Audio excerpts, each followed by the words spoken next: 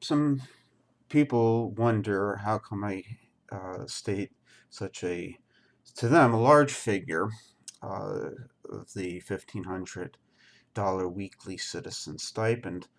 Uh, it comes from a slightly smaller figure, $1,460 per week, that I derived in Popular Capitalism. I'm just going to read you the section where I derive that so that people get a better understanding of why I had the $1,460 per week citizen stipend. And it's part of the provision chapter in Popular Capitalism. So I'm going to just read from page 64 about this. We should note, before proceeding, how we can gradually replace both entitlements and minimum hourly wage laws with the provision. That's the provision of the necessities without condition or requirement, thereby lessening the fiscal impact and disruption to those benefiting from current programs. The first step is to end restrictions on peaceful immigration and implement the following uniform rule of naturalization. By residing a statutorily set number of weeks in a locality after one is registered for primary residence within that locality, one is eligible to become a citizen of that locality and of every federal state which includes that locality. In the United States, such an act would return its code to its constitutional mandate. For purposes of legal equality, central to populism, it allows registered residents at the beginning of the transition to be treated uniformly, regardless of citizenship status, and to allow children and immigrants to follow the same course in receiving the provision as they are born or immigrate to this country. I would suggest the number of weeks be set to 365, or 7 years. The second step is to establish the increment in the weekly payment until it reaches the full provision of the necessities, which, for the United States of America, in our present day and circumstances, I would initially set at $4, so that the full weekly provision would be $1,460 weekly, or roughly $76,000 annually. This may seem excessive until we realize the present burden of debt for most United States citizens is similarly excessive. It would take the average American more than a month to pay off their debt if they devoted their entire provision to that purpose. Of course, they would not be able to do that if they were unemployed with their provision as their sole source of income, or if there were children or recent immigrants in the family not receiving a full provision.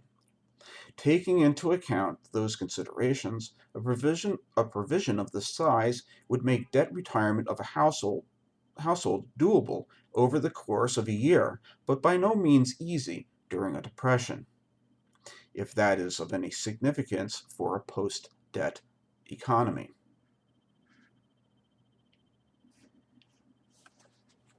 So a few points here. I had mentioned what the annual analog is.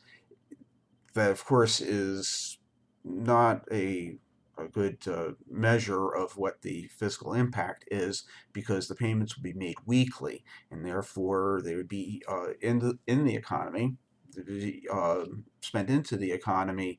They'd be generating economic activity, and therefore generating taxes on that economic activity where it's taxable, and so that money would be returned to the federal government, consequently destroyed as it's created by being spent into it, uh, uh,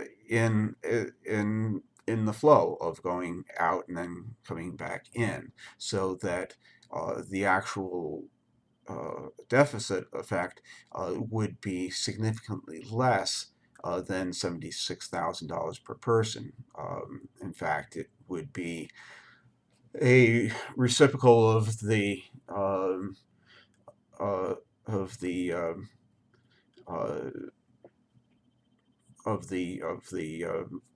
return of the money to the government in the form of taxes. Uh, that if you had say a fifth of it coming to the government uh, in taxes, that would be 4/5, and uh, it would be 1/1 minus 4/5, which would be 5. Uh, if it's stretched out in terms of geometric series. So the uh, so it'd be 5 times that particular amount. And here I'm talking about 1,460, and the move to make it 1,500. That was actually about to Bernie Sanders and his $15 an hour minimum wage proposal. It's just that 1,500, like $15, is a lot catchier, a lot more memorable than 1,460.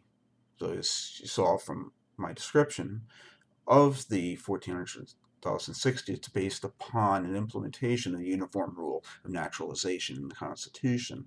So there is a strict basis of that. So my augmentation of it would be that you would get $40 in the first week that you had either immigrated or the particular child was born, and it would be 40 on their account. So I hope that explains some of the reasoning behind that, and also points out that when I wrote this particular edition of Popular Capitalism, this is the second edition, that and that's it was let me see here what I put down here. So the copyright was 2013. So that's a good 7 years prior to now. And so it was not obviously affected uh, by anything that Sanders or the Democratic Socialists were hawking in that particular time. That actually predates their creation of the $15 per hour minimum wage. So that's uh, I think hopefully a little more understandable about where my figure comes from and the absolute necessity that we have it set at that level. Again, people are not only deeply in debt now, but they're also suffering from long-term uh, joblessness from the Great Depression too, which is in its 12th year right now. And there are further problems in terms of their lack of employment if they happen to have been employed currently, despite the current Great Depression, that they are now unemployed on account of the COVID-19, the SARS-CoV-2, or novel coronavirus outbreak.